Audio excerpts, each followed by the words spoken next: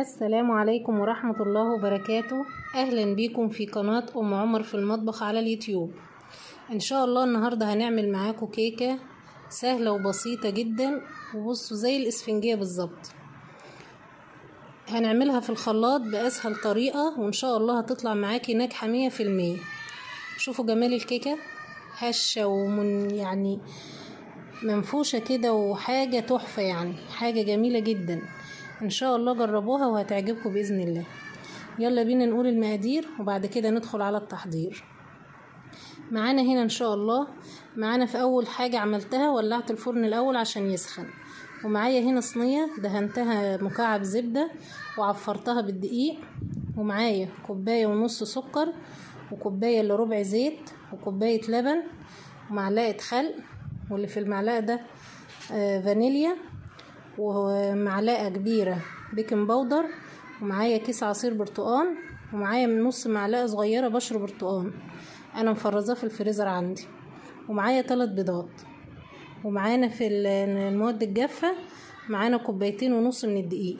لازم تعايري المقادير كلها بنفس الكوباية اللي هتعايري بيها الدقيق تعايري بيها باقي المقادير.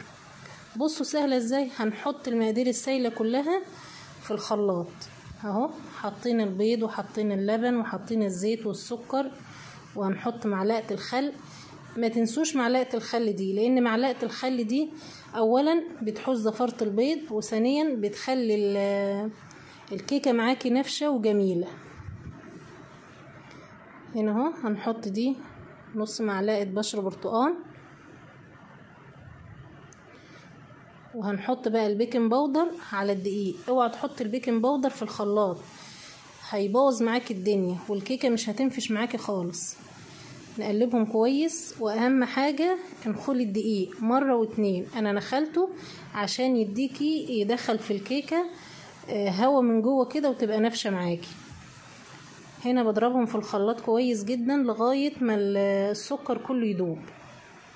نزلت هنا بيه على الدقيق اهو، هقلبهم كويس. ورشة ملح برضو، ما تنسوش رشة الملح، لان رشة الملح دي بتعدل طعم السكر معاكي.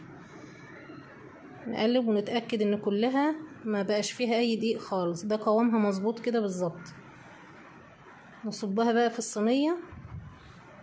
لازم تولعي الفرن قبل ما تبدأي في الكيكة خالص على درجة حرارة 180، الرف اللي في النص. في اسهل من كده يا جماعة؟ والله ما في اسهل من كده. في 5 دقايق تحضريها على طول.